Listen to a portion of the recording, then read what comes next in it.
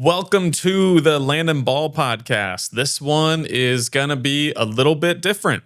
If you've been listening to this show for a while, I usually drop a interview with a friend or a guest or a stranger or whatever, where I get to know them, but I just didn't have the energy for that this week. So I am running solo this week, and what I thought would be a good idea would be to maybe just share some general life advice to my listeners about interviewing and getting a job. So that's what this podcast is about. I hope you enjoy.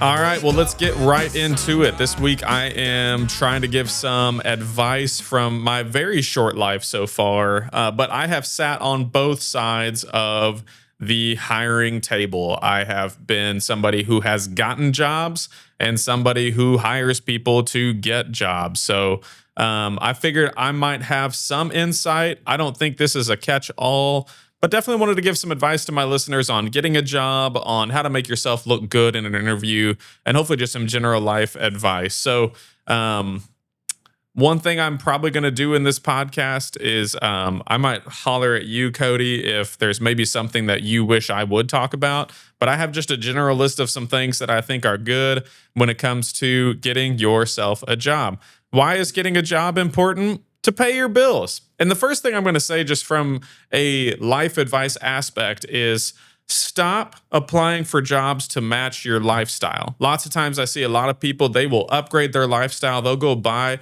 I just saw this morning, like a Chevy Tahoe, no, like a GMC AT4 for $105,000. I am not going to feel sympathy for you when you go to your boss and ask for a raise after you decide to buy that car, okay? Because the basic laws of economics is that you cannot be paid more than what you produce, okay? So something I see a lot of times, it's occasionally happened with team members that I've had in the past, they will go upgrade their lifestyle lavishly, and then all of a sudden their employer is the enemy because they're not paying them enough to match up with that lifestyle. I would encourage you, live a good lifestyle, live a humble lifestyle. Your job will pay you what you're worth. And if you feel like your job isn't paying you what you're worth, go ahead and explain why from a monetary perspective. But lots of times I just see people take out their frustrations on their boss after they choose to make a different lifestyle change. Also, beer and alcohol is really expensive. So if you're looking for a way to cut budget, that's a great place to start. All right. But let's talk about the application process. My first piece of advice is apply for the job in the way that the job asks to be applied for. Okay. You do not get extra brownie points if somebody posts a job, but you know that employer, you know the hiring manager. If you text them or directly message them saying like, hey, here's my resume, here's this. I will just say from my perspective, I get more frustrated when that happens than if you just can't follow the instructions that say apply on the link here. When you message the recruiter or the employer, and I can see why you think that might give you a leg up, it's actually just showing me that you think you might be more special and more important than to just follow the rules on applying. So I would encourage you, and I would encourage you on that with any business. If you know the business owner, like let's say it's a food establishment, if you know the business owner, don't text their personal phone for an order unless that's how they conduct business. Like, for example, I always try to be very respectful on what's the best way to set an appointment with a business, or what's the best way to conduct business. I did this with Heather recently with Henry. I have her personal cell phone. I texted her. I was like, hey, interested in dog grooming, what's the best way to get started with your business? And she sent me and said to call this number and fill out this form. I'm happy to do that because I want to respect Heather's sanity. And also just know as a business, we have funnels for a reason. We do that, one, just for separation of our own personal lives, but two, we have funnels on how we can manage analytics and things like that. So encourage you, just the basic steps of applying for a job, apply in the way that the job asks to be applied for. You don't get extra brownie points for sending a resume to a personal email. I'll also say if you're supposed to apply online and you walk in with your resume, that doesn't give brownie points to me either. I actually get pretty annoyed at that. So people can disagree with me on that front of it. I don't think walking into a place and asking for a job I don't think that's bad. But if the job says apply online and you walk in with your resume, cover letter, and expect an interview, you could easily frustrate the hiring manager or the employer at that point. Number 2, build a resume that is eye-catching. First of all, your resume should not be any longer than 1 page. And if you've been to college or even to high school, they've taught you that. They've told you that it should never be longer than 1 page. Also, if you're applying via Indeed or Monster or what's the other one? I've never applied ZipRecruiter. That's the other one, which they should sponsor this podcast. If you're applying on there, it's very clear to employers if you made that resume in their portal versus like uploading your own document into there. So build a resume that's eye-catching. I think 1 page is great. I also think if you have a relevant cover letter, that goes a little bit extra as well. I've gotten some resumes before that say, I'm interested in nursing and pursuing my nursing travel field. And I'm sitting here as the insurance agent going, well, this probably isn't going to apply then. So make sure your cover letter is relevant. Totally. I at least read cover letters, especially if I can tell that they're not pre-canned, that they don't look like they're written by AI or written like 10 years ago when you were applying for nursing jobs or applying for food jobs. I don't know. 1 page, relevant cover letter. I think a photo of yourself is great to have in a resume that's going to help it be more eye-catching. I think a concise resume with relevant experience. Again, don't go over 1 page. And also, if you are applying for maybe a food service position, include positions that you've had that are relevant to food service. If you're applying for an insurance agency position, but you've had like 15 jobs, try to pick the best like 3 that might be relevant to maybe a customer service or a sales position. So have that experience be relevant. I do think that extracurricular activities matter. So I do like seeing where people have volunteered, what school extracurriculars they've done, things like that. I think that's important. If it's important to you, I think you should include it in the resume, but just make sure it's concise. You're probably going to have to pick and choose, especially if you've been working for a while. Like I think before I got this State Farm agency, I had probably 10 or 11 different job experiences. On my resume, I really had to narrow it down to what I think I wanted to show the position that I was trying to get hired for. I was applying for church ministry positions, so lots of times I was putting my church ministry background and then also some farming because I thought farming was relevant to just my work ethic and that's what I wanted to display. I think I always kept some of that farming stuff on my resumes too, because I just felt like that was important to display my work ethic. So, always be honest because we can look up and see if you've been actually at that place of employment before. And 2, just pick jobs that are relevant to your experience. I also think references are a plus. If you have a reference on your resume that we can call, if you're going to get past the first view of resumes, a reference is a great call as well. All right, point number 3, interview basics. Dress up. There is absolutely no harm to overdressing for an interview.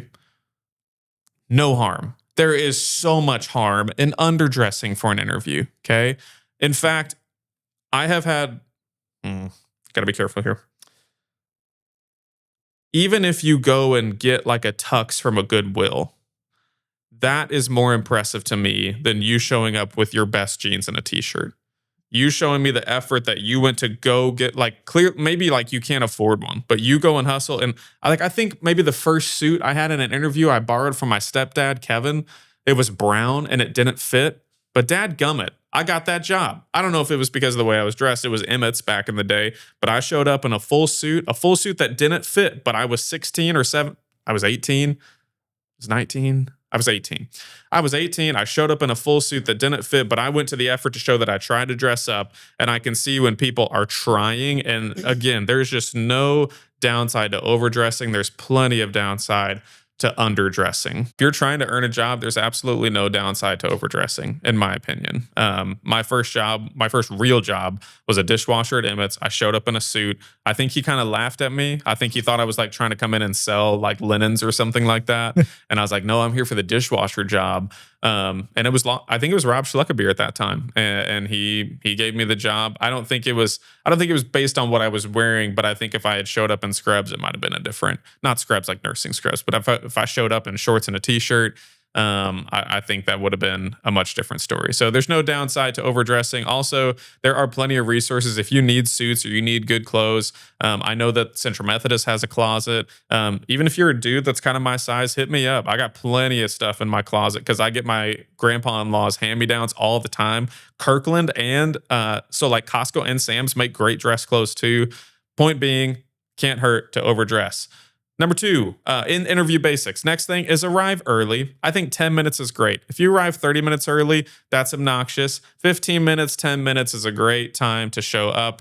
If you find yourself, and also just don't be late. So if you do find yourself showing up at this place 30 minutes early, just chill in your car, pray, listen to some worship music, prepare your notes, whatever it is. Just takes time to prep. You do not want to be rushing through traffic and getting there. You want to be in the building 10, 15 minutes early. So you don't want to be showing up to that place of business. I know whenever I had interviews that I was most of my interviews, I showed up at least 30 minutes early too, sat in my car, prepared. That way I don't look like I was sweating when I came in because I wanted to show that this was very important to me, and employers see that. They do. If you are waiting in the waiting room and there's somebody in there, try to strike up a conversation with them. Okay. Even if it's just one receptionist or if there's multiple people in there, strike up a conversation with them. The more you can display your personality, the more the rest of the team likes you. You're creating a first impression with every single thing that you do. Showing up early is a first impression. How you dress up is a first impression. How you communicate with the receptionist or whoever is there is a first impression. So go ahead and do that. Talk to the people around you. If they're like not having it, that's fine. But you be friendly. You be the good neighbor. And along with that point, leave your phone in the car. Leave it in there. Lock your car. Leave it in the car. Don't bring your phone in. I don't want to see your phone. I don't even care if you have cute pictures of your kids on it. You can show me when we hire you. Don't bring the phone in there. Okay. Also, it can't hurt to bring a folder with resume copies. That's been a good one in some interviews where they've brought a folder full of resumes, so that maybe if there's a panel full of people interviewing you, it's just a savvy look when you walk in and be like, does everyone have a copy of my resume, and hand it to each one of them. You're just big balling when you do that. All right. Another tip on interview basics is research the company before you're interviewing. Another basic tip is research the company before you interview. Again, it cannot hurt to show that you've done some research on the company. Even if it's boring, it doesn't matter. Do some research. I've had a couple interviews that, again, and maybe it's egotistical, but when somebody knows a little bit of my backstory, all they had to do was look at the About Me page on my website. But when I can tell that they've read that, I'm like, oh, you've taken some time to actually see information, understand information, and know a little bit about me as well. And also, sometimes you research a company and you find out, holy smokes, they don't have anything on their website. And maybe you're going for like a tech position. So you can go, hey, when they ask you a question later on, you can go, hey, your website needs some help. When I was trying to apply for this job, this is what I think should happen. So don't offend people, but in general, it can't hurt to prepare and do some research on that. I have had people apply for my State Farm positions and confuse me with like Allstate or Geico or Farm Bureau. So awkward. And again, it's not that hard. It's just not that hard. I've never had anybody confuse me for Logan in an interview, so that's good. Ball, Geico, Ball. Yeah, I mean, it just is. That doesn't flow either. Well, and think about like an in-person interview, you had to walk through a door that says my business name on it and the logo. So nobody's confused me for Logan in an interview before, but absolutely people have been like, well, I don't know a lot about insurance. And I'm like, well, insurance is one of the easiest things to just Google and you can learn real quick. All right, let's talk about the interview itself. One of the very first questions you're always going to get in an interview is, tell me about you. This is a test, just so you know. This is not, and I just want to encourage you, this is where employers want to see if you have self-awareness. Most employers have read your resume. So this is not the opportunity to give the rundown, regurgitated information that's on your resume. When somebody says, tell me about yourself, don't start rattling through your work history. This is a time to talk about you. Talk about what you like to do, what's important to you, what you focus on. Outside of there is some rules on like, I think I, in general, probably wouldn't share a ton about my family dynamics, especially like if you've got medical stuff. Like, you don't want to share that because you don't want the employer to use that information. They're not allowed to use that information, but you don't just want to cough that up either. But in general, take the time, talk about what's important to you, talk about your life and things like that. We want to hear about you. Employers want to hear about you, what you like, and those kind of things. So, tell me about you is totally to see how self aware, maybe not even self aware, but maybe just how secure you are in your identity. And in all of these tips that I'm giving you, if you feel like you don't know these things, this is an opportunity to work on those things, not fake it so that you look good in an interview, because we can see when you're faking self-awareness or identity crisis in an interview. So I would encourage you, if you feel like you don't understand your identity, that's a great opportunity to go and work on those things. If you want some starts on just understanding your identity or understanding the way you operate, feel free to reach out to us. One of the best books I ever read to help me with self-awareness was a book called Overcoming the Dark Sides of Leadership. Another one was Emotionally Healthy Leadership by Peter Scazzaro. We'll put a little graphic of both of those on there. I don't think I get any kickback for those, but those were good ones on just helping me understand. Well, in general too, I'm just going to go back to, if you've listened to this podcast for a while, go to counseling, go to therapy. It's a lot more like changing your oil and changing your tires than it is like this giant thing of blowing up your whole life. So would encourage you, if you feel like you have an identity crisis, that's a great opportunity to go to church, find a counselor, things like that, because that's important work to do. And it will shine through in your interview if we can tell that you have some resolution in who you are versus if you don't. The chaos, if you feel like your life is chaotic, we can see that. When you get questions about strengths and weaknesses, again, this is a great opportunity, in my opinion, to be vulnerable. But this is also trying to demonstrate your self-awareness. But when you get questions about strengths, weaknesses, and things like that, be vulnerable here. But you also want to communicate in a way on how you think you are trying to act and how people perceive you, right? Lots of times in an interview, you'll get questions like, how would your friends describe you? Or how would you describe you? They're trying to understand how you operate versus how you think people perceive you. So if you're talking about your strengths or especially your weaknesses, lots of times when you're thinking about strengths, those are usually easy to rattle off. But when you're talking about weaknesses, one, this is not an opportunity to self-deprecate. Don't do that.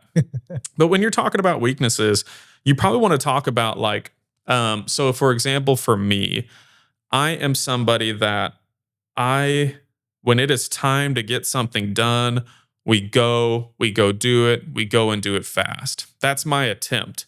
How that can come across to other people is absolute chaos, absolutely unorganized, and absolutely dysfunctional. So I think one of my weaknesses is I think I've been told I'm a quick start. A quick start starts a bunch of things, doesn't have very good processes, and sometimes that can blow up in the face of the project. And lots of times, though, the quick starts get things done and the outcome is good, but the process to get there was bad. And lots of people in that process care about how the process went. And if you want to work well on a team, you need to care about those people that are process oriented. Also, these people are process oriented for a reason, because processes matter. So I don't know if that whole thing made sense, but it's important when you're talking about your strengths and weaknesses, not just talking about like, hey, I'm really bad at this, like I'm really bad at Excel or something like that.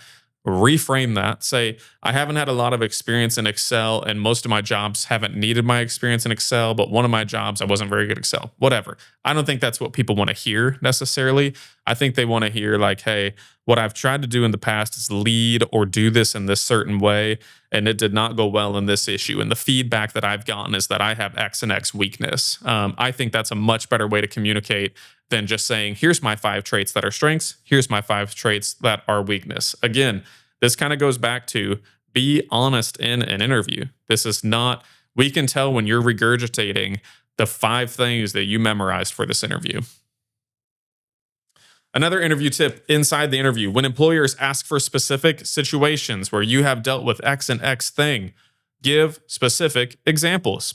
Be prepared to share specific stories. So again, this is a great opportunity. If you're preparing for an interview, take the time to reflect on some of your past experiences, including like, even if it's just been you on a farm, you can come up with specific scenarios where, hey, something went wrong with this calf. I had to go and do this and talk to this and this person to get this thing done. This is how I solved the problem.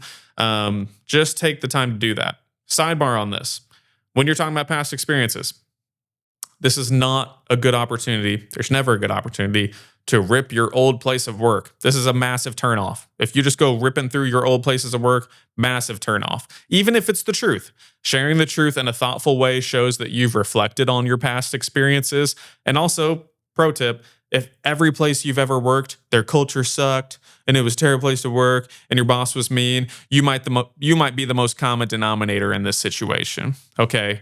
So again, I don't want you to portray somebody that you're not, but do not go ripping through your old place of work. One of the ways that I've been working on, not that that's gossip, but one of the ways I've been working on, like, how to share feedback in a way that's not brutally bad, is just to pretend that that person or that company is sitting in the room with me. And how would I share that feedback? I still need to share the truth, but how would I share it if they were sitting right next to me? So that's always just maybe a tip is, some people are like public speaking. Imagine everybody in their underwear.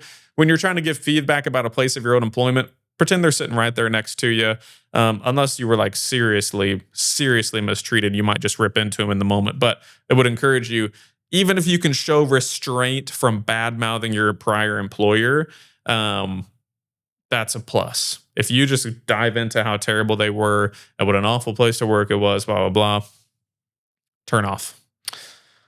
When it comes to interview questions, don't be afraid to pause. Take your time before answering a question. This shows employers that you're actually listening to the question, because lots of times they are asking fairly complicated and deep questions. So if I ask you a very deep question and you immediately start rattling off like 5-sentence answers, I know that you're just regurgitating a prepared response versus taking your time, thinking about the questions and restating it. So that's my tip on that. And then usually towards the end of the interview, they will ask you if you have any questions. Come with some questions, okay?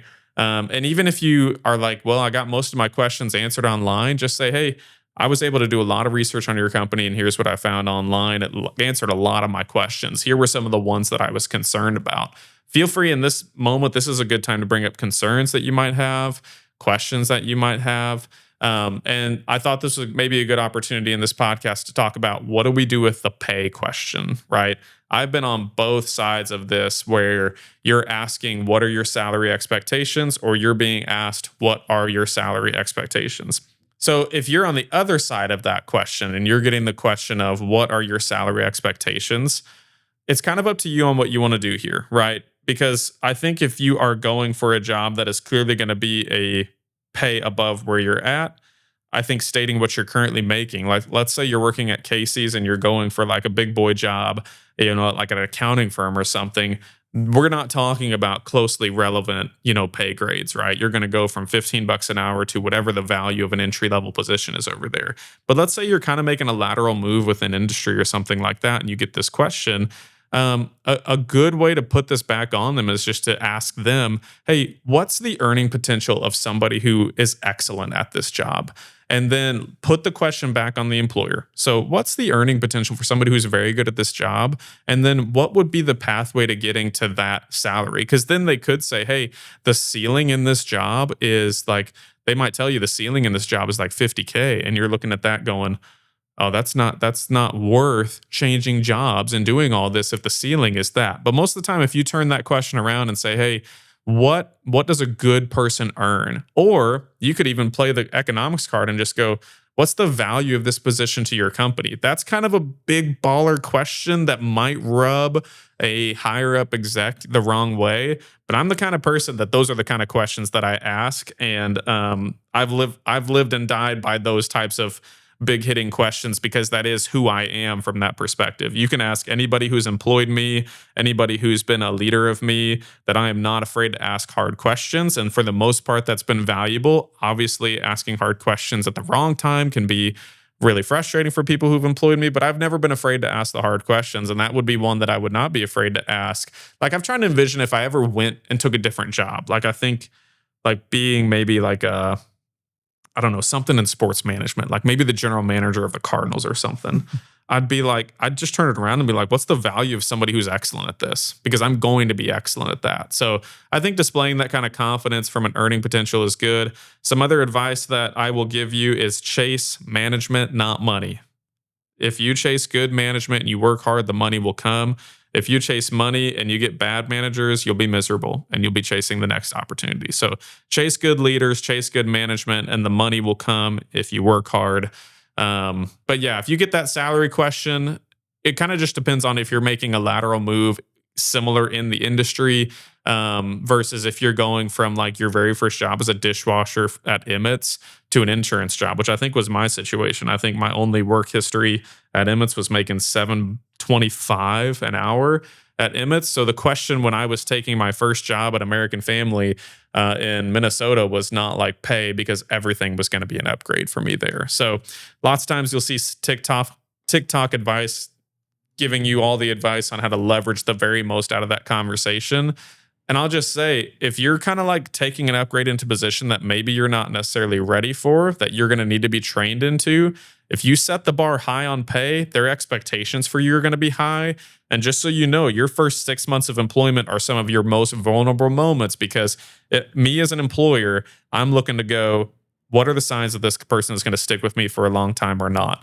It's my opinion, and maybe it's because of my experience, but one, I can't write the book on hiring yet either. So if anybody's like, Landon, this is a joke, you're probably right. I can't write the book on hiring yet, but I think good employers are probably batting 300 to 400 when it comes to hires. Okay, so nobody's got a perfect hiring process where they bat 1,000 or even 750 on their hiring process. Lots of times, though, that's why you'll see a lot of times a 90-day contract where you've got like a 90-day probationary period. That's where we're evaluating you in those first 90 days. So if you set the bar really high on pay, you better show up. Otherwise, I think you need to take a position when people offer you salaries to go, I want to be paid what I'm worth, while also understanding that I have a lot of training to do, and I just want to know the growth path from an earning potential. Another question I get a lot in interviews is people will ask me about, what's the question?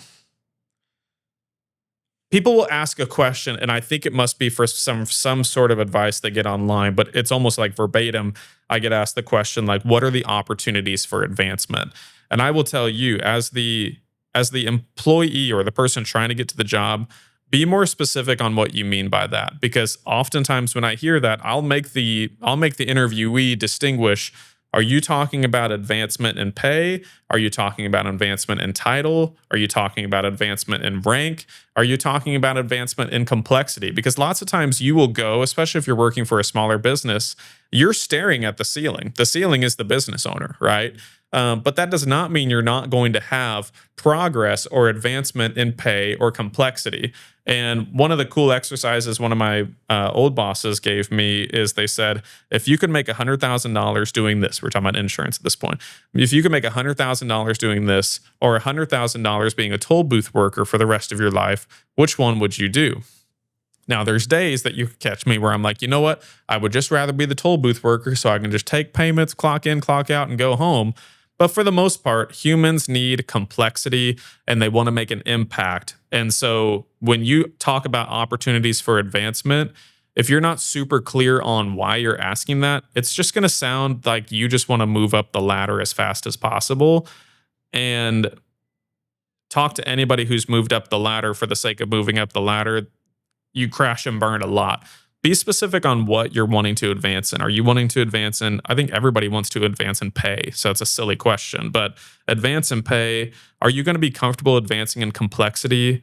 Is there opportunity for leadership in the future? Like if you were hiring or applying for my insurance agency 5 years ago, I've been casting the vision on where I'm trying to get to now. And so if you've hung with me for those 5 years, you've been able to see that. But if I tell you, hey, here's what I'm working towards, and I can't promise that we're going to get there, and if that freaks you out, that's a much more specific question to ask than just like, what's my title going to be in 3 years? Most companies do not have at this year you're this, and at this year you're that. It's based on performance. It's based on complexity and impact. So I know I'm rambling a little bit on that, but I get that question a lot, so just wanted to give some advice on that front. All right, so once you've actually gotten through the interview, which again, my reminder just in life is to be honest. If you're lying, we can tell that you're lying, but be honest in that interview, because ultimately, too, you are doing yourself a disservice if you get hired based on things that are not true about you. Okay. You're going to put yourself in an environment where they're expecting X out of you and you're not the same person.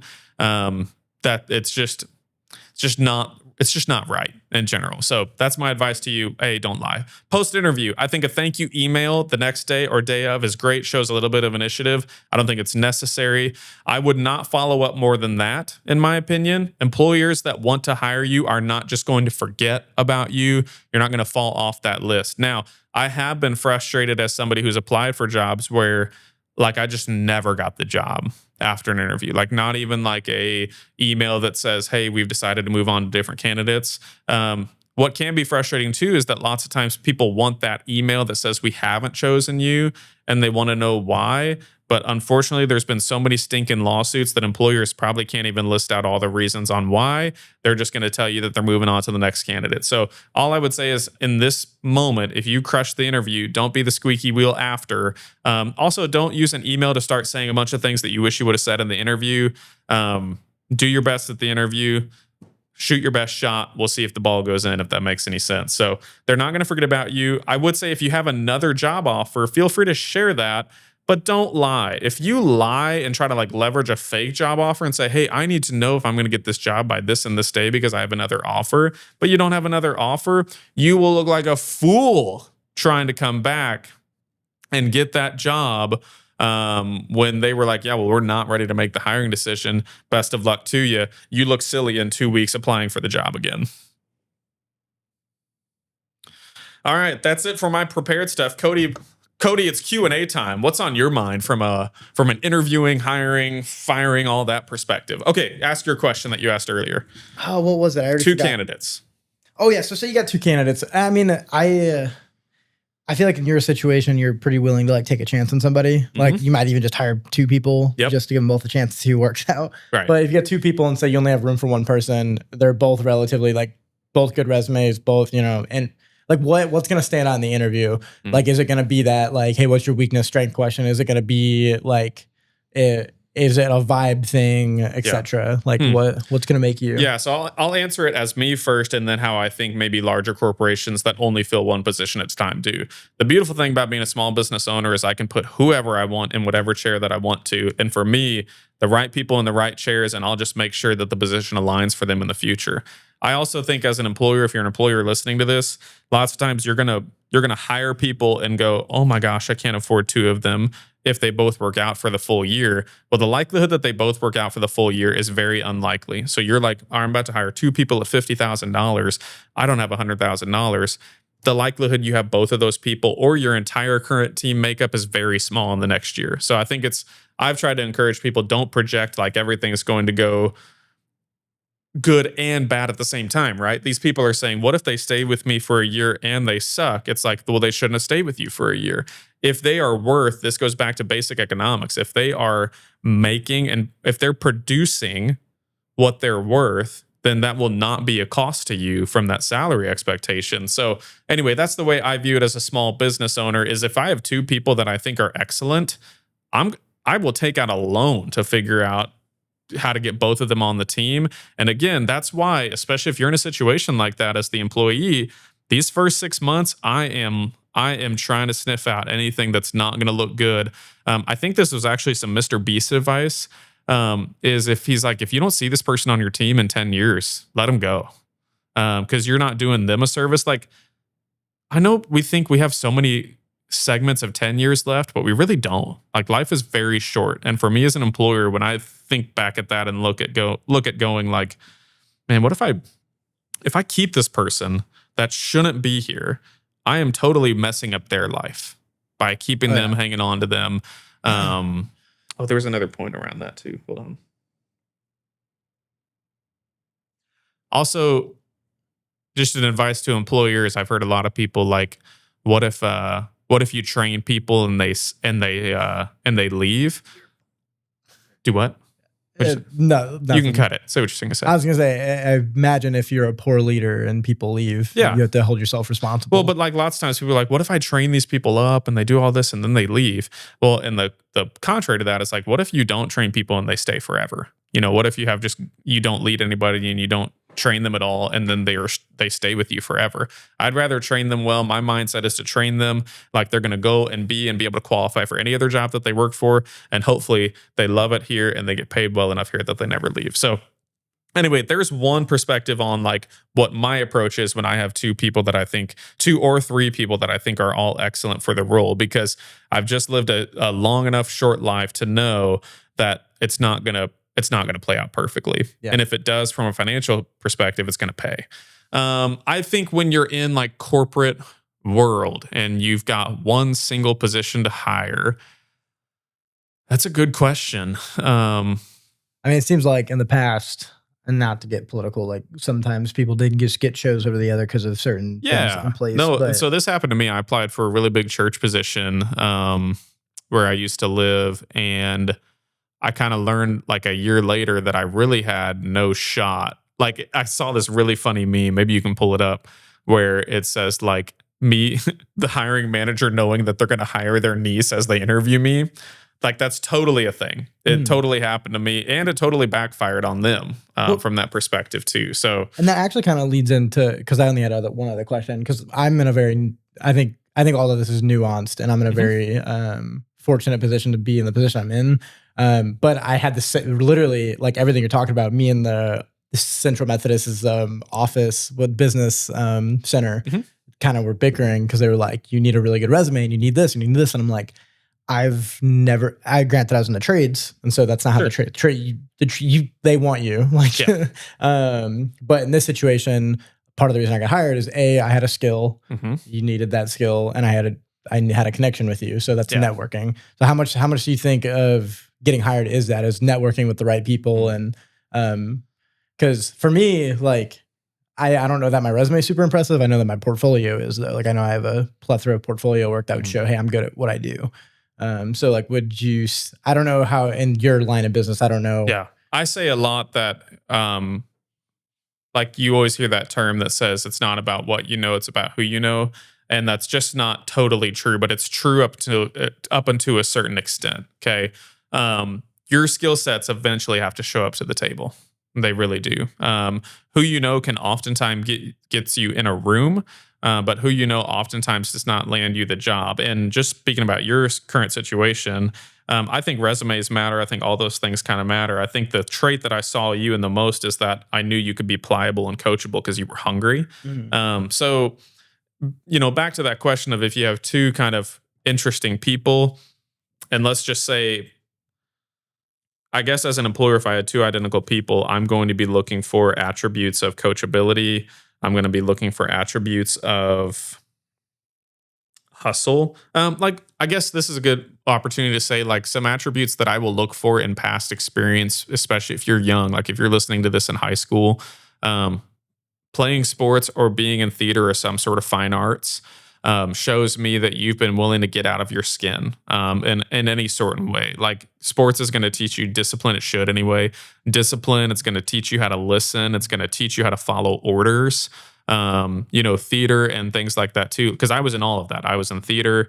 I was in band. I was in as many sports as I could play. All of those skill sets show different kind of things. So I know it's kind of a weird question. Like if you have two identically, you know, equal opportunity positions, I've been on the backside of not getting a job because of a certain maybe connection that I didn't have, or especially sometimes it can be over gender. Sometimes it has been in the past over race. But I think my approach in general as a Christian is I want to do my very, very best, and the Lord's going to kind of control that outcome on that side too. So that's me from the employee perspective. From the employer perspective, what you should be doing is hiring the person who's going to make your business the most successful for the longest time. If I would say there was another person that wanted my position, and you were deciding between me and them, do you think it's a value for somebody to say, hey, I'm really good at this and I'll do it for less money for a while to prove myself, versus you? Like because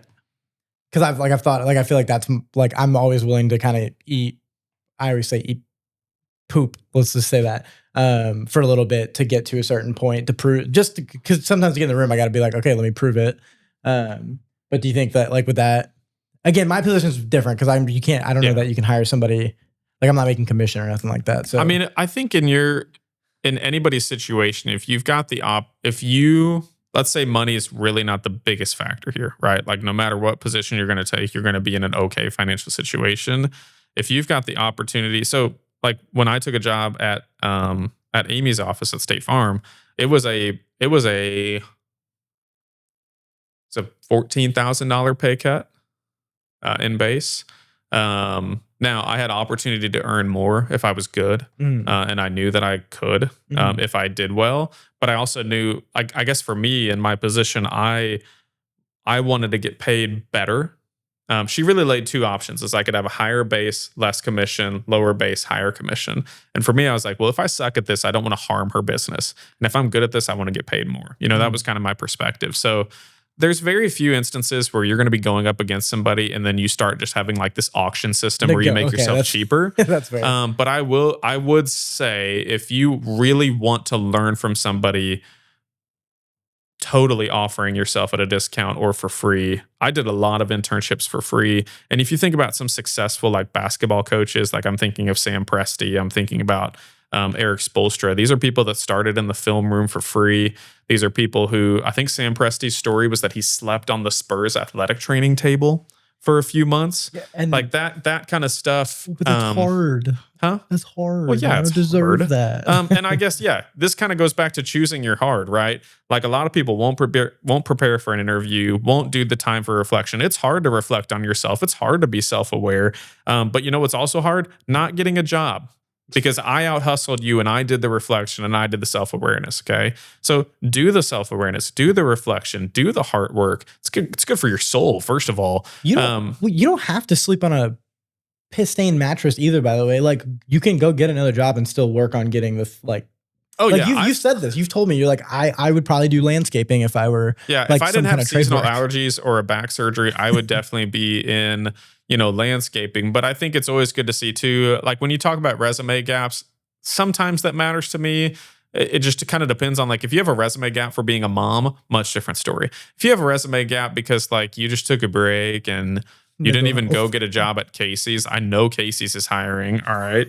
You can go stomp some cockroaches in No.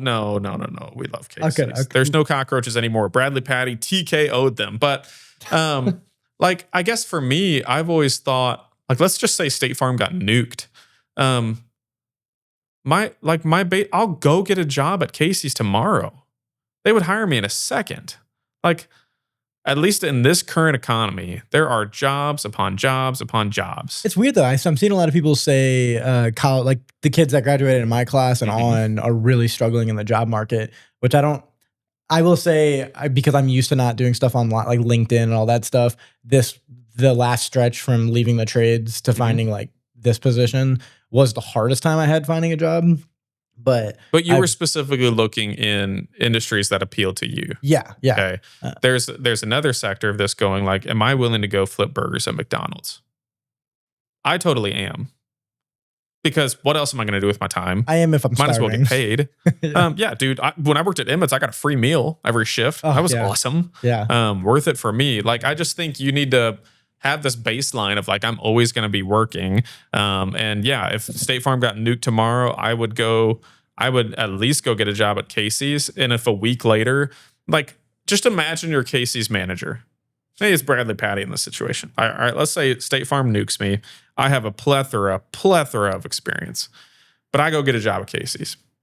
A week later, some management at a giant corporation calls me and I get a job. What do you think Bradley Patty's going to do?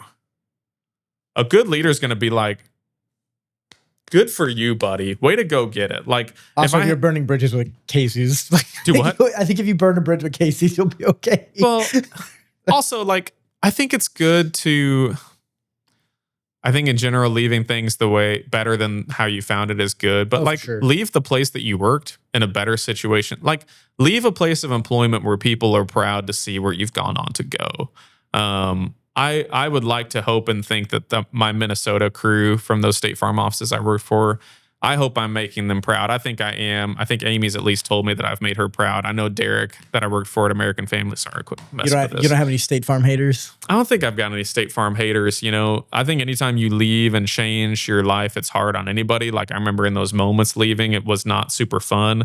But I want to leave a place and those people be proud that I used to work there. And I hope that most of the places that I worked are proud that I had worked there. The only place I probably don't think so, but I just think they don't like me, is Emmett's. But are you more likely or less likely and or indifferent to hire somebody if they were in a frat or a sorority in college? Like, do you see that they were in a frat and go, oh, like, cool, you were like the president of this thing, or you were like, is that okay, does it impress you? Maybe that's a better way to word it. Does it impress you if somebody's in Greek life? That's a better question. Does Greek life impress me? Yeah, if you're in Greek life. No. Just curious. Short answer is no. It does not impress me. Now, if you in the interview talk about how much time you did at Greek life and what it meant to you and all the connections you have, much different. But most people are not bragging about their Greek life in an interview. I'm not an employer, but if you told me I don't know if I can say this. If I was in charge of, I own a business technically now. If I had to hire somebody for 1519, and on 1519, what is that? 1519. So I named the media company. Oh, okay. 1519 right. You're Media. just in here plugging your own business. All right, yeah, go ahead. Yeah, Go ahead. Okay, but I was like 1519 an hour. That's really specific. I'm a solopreneur. But okay, if I got to a point somehow that I like needed to hire somebody, and on their resume they're like, yeah, I was in Greek life. Like immediately in my head, I'm like, all that time spent in Greek life, you could have spent in the gym. You could have spent in here. That's my opinion. You can get anything out of anything, honestly. So there's plenty of people who have utilized Greek life for some really great things. There's plenty of people who utilize Greek life to drink. I'm just a hater, yeah. I was a massive hater in college. Yeah, I mean, like, but you were never like a jock popular kid, right? No. So it makes sense that you would hate Greek life because that's where the jock popular I could have been in Greek. They accept. I know everybody. You could have, but I'm just saying. Everybody, bro. You're probably just hating on them. He's like, you're hating him outside the club, Cody. This is kind of what it is, you know. And I was not in Greek life at all, mostly because, like, again, to me, the perception was just partying and not very many clothes and drugs. And one, I've just yet to find an alcohol that I think tastes good. And dude, like I said, I was the dare leader in 4th grade and I've stuck to it. Stay away from drugs. Don't do alcohol. You'll be all right. 100%. I just hate Greek life because I had a girlfriend that was in a sorority and it made me upset. Some deep-rooted hatred. There's that groundwork I'm talking about. Get your self-awareness in and go like, why do I hate this place? Oh, that would be fun to like separate of this, do like you take John or you take Kyle and like do like a mock interview and like show everybody what a interview looks like. Yeah. You know, so I think I'll save this for another time. It'd be good to probably walk through like my whole job experience. I think people might find that interesting on where I came from and where I ended up. But also, yeah, it'd be funny to talk about like John. John is one of the best State Farm team members in the state easily. I did not hire him the first time he tried to apply. I waited about a year. I think it was the Lord, honestly. Like the timing wise, I wasn't ready to hire another person. And I've always said that if I had hired John in it was my very first year of business when he applied. I was a much different human from year 0 to year 1. He's seen your entire. He's seen the progression. That should be our next interview. He's probably been able to see the growth and the consistency. Consistency is usually not a trait that's been used to describe me. But what do you think he would say? Here I am interviewing you. What do you think he would say was your like worst trait from then that's like changed now? Well, oftentimes somebody's perspective of a worst trait is just a trait that doesn't gel well with what their personal preference is. So most of my team would probably say Landon changes things all the time. And most of my team is people who value stability. So we have to walk that pendulum pretty well where I actually have to refrain myself from changing a lot of things. And my team has to come and meet me in the middle and go, oh yeah, like, for example, at the beginning of this year, we kind of set out what we wanted to accomplish. And I think it's a Jocko quote where he's like, or it's some sort of military quote where it's like, everybody's got a plan until you get on the battlefield and the whole plan's gone. And that's kind of what happened to us. We got in the beginning of this year and then we hit some of our biggest goals early. So what am I supposed to do? Go, all right, well, guess we don't really have to work for the rest of the year. No. We hit a 45-yard field goal. We're going to go kick a 55-yard field goal. And then we're going to go kick a 65-yard field goal. So some people could find that frustrating. I'm trying to get the very best. I always want us to perform to our best ability, like the very best potential that we have, and just getting those to line up. So yeah, most of the time I think my team would probably criticize me for frequency of change. What would you criticize for me? What you got as a team member? You're not an insurance team member specifically, but I could see like not the change thing. I think you're very quick to like you said it earlier. You're like a quick like I'll make this like when you first hired me, I was very like I remember telling everybody I'm like I don't know if I'm gonna have this position for very long because I could totally see him be like actually I hate this, let's stop. And then so like I mean. But I feel like that's like we've talked and communicated too. I also think I'm good at communicating. Like I remember telling you early on, like, hey. Well, and I say that a lot in the interview process. If I just want to over communicate, specifically in a small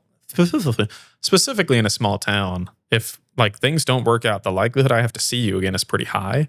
So I almost treat everybody I hire like they're a close friend of mine because I want to be able to show up to the football game and show up to Thanksgiving without things being weird. I would also say, and I think you probably know this, I don't know if they've ever said it, but you're very emotionally driven, and I can tell like so like if you're having a bad day, I think it's going to affect your whole day. Man, see, that's good that you say that because that's something I've worked on. And so it's good for me to know that even a skill that I'm working on isn't necessarily shining through. I am somebody that like, I'm usually having to drive the energy bus here though. But yeah, the team totally follows the leader's personality and strengths and energy. If I come in a bad mood, everybody can feel it. So I really try hard not to do that, while also at the same time wanting this to be a place where it's okay to not be okay, but it's not okay to stay that way. I also don't like, and I've seen it, and I don't want to call anybody out, but like I've seen like a team member get really aggravated in the office and you were very graceful of like, sometimes you just have bad days. It is what it is. Yeah. And like, not that that's a good habit to have to bring it into the office, but life's life. Like you're going to have bad days. We're going to have bad days. It is what it is. Yeah. I mean, I think everybody is allowed to have bad, again, I think I learned this from church. It's okay to not be okay, but it's not okay to stay that way. So everybody has bad days. Everybody has bad moments. You know, there are some non-negotiables in some bad moments, but obviously the team that's still here hasn't ran into any of one of those. But yeah, I mean, I think when you're talking about, that's one of the reasons I would encourage everybody, you should do some sort of personality test. Oh, that was one of the tips I wanted to give. When you're talking about self-awareness and you bring up maybe that like, I'm a Enneagram 8, or I'm a this, or I'm a Scorpio, or I'm a fish, or I'm a DI. Like I do make everybody that I recruit past the phone interview do a DISC test, which is a DISC. And it kind of talks about, again, what those personality tests or even those workplace tests are doing is they're trying to show you who you are and how you operate, your strengths and your weaknesses. The problem that happens there is people will take those tests. So me, for example, I am a giant ID. And what that means is an I is like a very big on like innovation and influence. And then D is very dominant and directive. Okay. The problem is if people like me go, I'm an ID, so I'm in charge and we're going to do every one of my ideas. Instead of me going, I'm an ID, so I need to work on being more systematized and sympathetic. Dude, when I can just tell from my first started working with you, you're very particular. Like you have a vision in your head and I will say this, like for me being a creative, it's hard to like be you in my editing. And so in the beginning, and I've seen you like loosen up over it and be like, okay, it doesn't always have to be perfect every single time. And we just adjust as we go. But like, I can totally see how like you're, like you want to direct, like you want to. Yeah, I mean, I think that's my role. I think my role and my skill set is there. So all that to say about personality tests is that those are showing you what your skill sets are. And most of the time they're showing you what your natural skill sets are. My encouragement to you is that you don't need to lean into, when I see people lean into being like a DI or an ID or a D or I'm an Enneagram 8, is you're like leaning into your jerkness you need to be less of a jerk. Like if you lean into like, I'm dominant and I'm in charge, you're going to be by yourself. Like when you get those exams that tell you that I'm this type of personality, my encouragement to you is go, okay, I need to work on the skill sets that don't come naturally to me. The skill sets that don't naturally come to me are empathy, are clear cut processes. Like one of the big issues on our current team of our State Farm is we don't have a C at all. We have lots of I, which is like our team or the whole team. Yep. Lots of I, which is like influence and innovation and creativity, which I want. Like I always want that out of my team. My salespeople typically have a lot of D, like they direct. And then, service team usually want to have S in them: sympathy, compassion, empathy. You do not want me answering questions about billing because I just get fed up with it immediately. I need to take one of these tests. What we're missing is a C, which is somebody who loves process. I think Kyle is the closest thing to a bigger C that we have, but somebody who loves process, wants to create process, and likes to be told, here are the exact steps. We follow these steps, we'll get the outcome. I am just not that way, but I've worked on doing that. I mean, I think 2 weeks ago, I made 4 forms and processes. Yeah. That's more than I've made in my career. Yeah. Well, okay. So that for me, that's me fighting against my weaknesses. My weaknesses are not creating processes. That's my biggest one. It's not creating processes. You don't have to be locked into your personality. I hate personality tests. People do that though. I really do hate personality tests because I hate being told I'm a certain way and that I can't be I can't be outside of that. That's my gripe with them is people will take them and they're like, well, I'm an SC, and I'm like, well, you need to be creative and work on your leadership skills.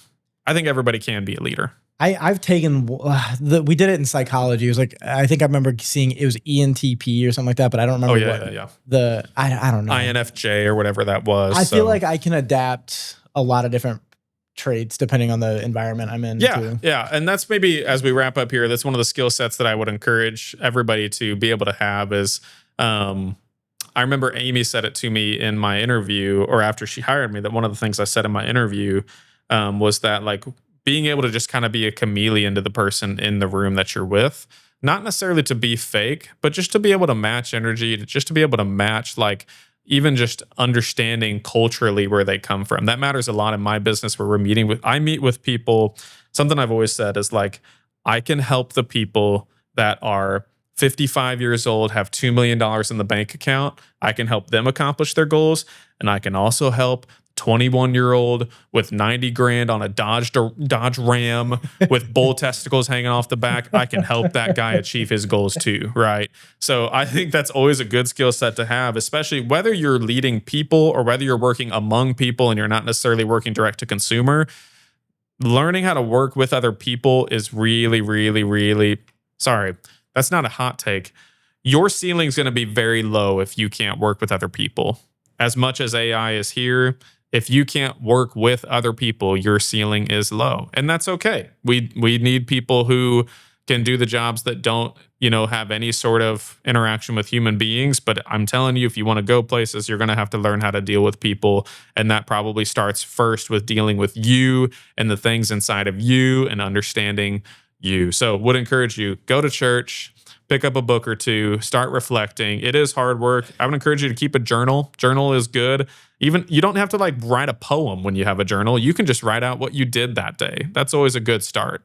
Just being able to reflect on what you did is always a good start. So all that to say, I hope this helps you a little bit. I know we went a lot of different directions, but hopefully this helps you a little bit in the hiring and trying to get a job. Or maybe if you're an employer, you're listening to this, hopefully you picked up on some good tips.